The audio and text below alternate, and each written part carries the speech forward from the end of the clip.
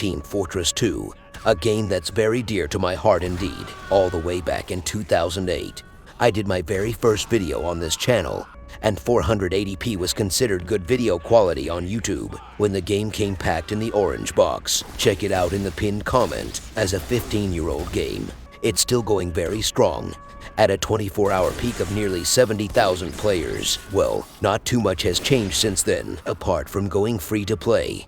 Or has it? The game has been plagued with a lot of problems on the official Valve servers. After not touching Team Fortress for a long time, I decided to put my spy suit on and did a deep dive in the world of bots to see what's actually going on. If you are unaware, apart from a lot of cheaters, the game has been plagued with a massive bot problem, and Valve has been unable to do anything about it. Maybe because of the small team size that's currently working on the game. Bots getting updated as fixes get rolled out. Cheaters will always find a way to get around the latest fixes. From what I could make out, Valve stopped free-to-play players from chatting because some were spamming some very illegal things in the chat involving minors, if you know what I mean. So what is actually going on? Well, I'm gonna explain to you what this bot problem is. A program called Kathok allows people to create bots that basically act as autonomous cheating software. This in turn makes it possible to run an army of bots and servers.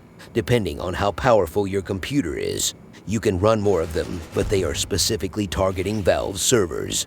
Because, apart from the Valve anti-cheat, there are not much extra measures in place to stop them. VAC is not at all prepared to deal with such a problem, as it's designed to detect cheats and roll out ban waves over time, so the cheaters or the creators of cheats will not know for a while what triggered the ban in the first place. Hundreds, if not thousands of bot accounts are flooding the official servers, and given that, if they even got detected, they got several days if not weeks before they get banned. I checked some accounts, and they got hundreds to even 1,000 hours of playtime on them. So you can tell how much of a problem this is compared to community servers. There are a lot of plugins and admins who manage the servers to get rid of them, but we'll get to that later. So this cheat apparently only runs on Linux for some reason. They use something to create accounts for the bots. I'm not going to go into detail here, but it's quite an elaborate process to set up this program, creating all the accounts, setting up a text document with all the information. They use a Kathok control panel so they can restart bots that break or become unresponsive. They even have a dedicated Telegram group set up. Now, in the very first game I joined, I encountered the bots. So far, I've only seen snipers. Maybe there are limitations on the other classes. I'm not sure. After playing an entire day, I would say about 1 in 5 games has at least one bot in them, and they navigate like a normal bot, follow a set path around the map, spin around in 360 degrees, some fast, some slow, probably depending on how they are set up, so they can see the entire battlefield, and they are extremely accurate.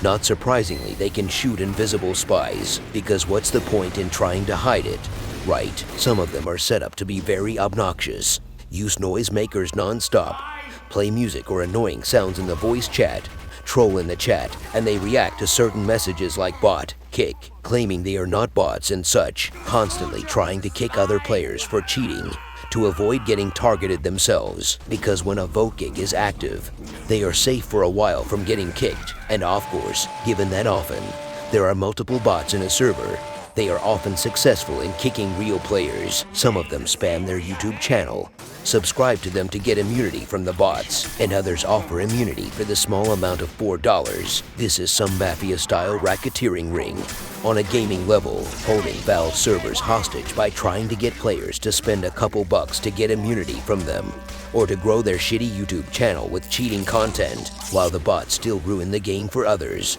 So what's the point if you can't get a normal game when the bots are around? Seems a bit counterintuitive to me. I found some guy's Shopee page, but from doing some research, I learned he offered way more services before. A bot rental service, where you could rent up to 100 bots at a time, completely buy him out for $500, so he would stop hosting the bots. Why would you even trust him to keep his word? Now he only offers immunity that lasts forever. It takes a full day to work. This is the bot I encountered the most, called Omegatronic. Well, this is not a get-rich-quick scheme. If you see bots, Just leave or vote kick them out. Why shovel out a couple bucks for immunity? Now, not surprisingly, the community is taking matters into its own hands. A coder changed the source code of Kathuk to prevent it from targeting human players, and he added the functionality to only target those who run Kathuk, so the bots become the actual target. Fighting fire with fire would be a good way to put it. He has set up a list where his bots are running, so you can find that server and check the names of those bots and be sure there is a bot to counteract the malicious bots. They will also vote no if the other bots try to kick real players. Now, you may wonder, why do they do it? Just like any other cheater really, they are bored. They find the reactions of other players funny to make a bit of money, grow a YouTube channel. Some of them do it to get back at Valve, as they hold some contempt against them for whatever reason. Maybe it would be a good idea to actually get the community involved in moderating the official servers, give trusted players admin rights, put them on a payroll as a part-time or full-time job. Why not? I would love such a job, to be honest. Why would you play on the Valve official servers? Well, I guess if you want a fully vanilla, unmodded experience, then that's a good idea, but is it really worth it? With no moderation, no proper tools to combat bots and cheaters automatically, to get your experience ruined, just play on a community server. From hosting my own Left 4 Dead 2 server for a long time, I know quite a bit about the power of community-created mods or plugins, whatever you want to call them. Just taking a look at little anti-cheat here. This plugin is so good, it can detect unhuman-like angles, like spin bots, which is a clear indicator someone is cheating, automatic bunny hopping, a basic aimbot detector, fake latency, and many more features, of course. So you can imagine having several of these plugins to help moderate the server, and the power they hold goes a long way. And considering Valve is still making boatloads of money from the marketplace and community-made items, I believe it's in their best interest to look out for that community that's being so profitable for the company and put out a fix for the bot problem, as it's really tainting their reputation. Maybe Elon Musk should buy Valve. He would drop Half-Life 3, Left 4 Dead 3, and fix the bot problem within a year. Maybe you remember, Gabe Newell at one point went to meet with demonstrators in person, who stood there demanding they would release Half-Life 3. Is it time to get out there and protest the bot problem? Earlier today, I encountered what I believe a 3 or 4 stack of cheaters openly cheating, using a hack that gives non-stop critical hits, and of course, being toxic in the in-game chat. When they found that I didn't respond to them, tried to add me as a friend, which of course, I denied. Now, I'm suspecting they are probably using a cheat called Box. This is a paid cheat for $20, and that's it, lifetime access and updates. And given that Team Fortress is free to play, if they get unlucky to get an account banned at one point, they can of course simply just create a new account, as obviously they don't care about losing the items. Some drastic measures have to be taken here to counteract the cheating problem. Hardware bans, IP bans, or outright banning Linux operating systems from playing Team Fortress 2. Yes, I know, this would be a very drastic measure, but this would really deal a massive blow to the bot problem. From doing a little bit of research, I learned that VAC isn't as effective at combating cheats or bots on Linux operating systems, and given the small size of the team that currently works on Team Fortress 2, they probably don't have the capacity to actually combat this problem, as their main priority is maintenance mode, roll out small bug fixes, add community-created content to the store, and such, basically to keep the money rolling in. Just banning the account for a free-to-play game is like trying to put out a forest fire.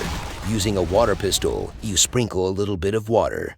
That barely affects the fire, and while you go and refill your water gun, the fire has spread and became bigger. In part, the problem is the free-to-play, because it gives cheaters an unlimited pool to cheat in, without the need to spend money to buy the game. Of course, having to rebuy a game never stopped cheaters in the first place, but it's just another small barrier to get over. Buying a cheat for lifetime access.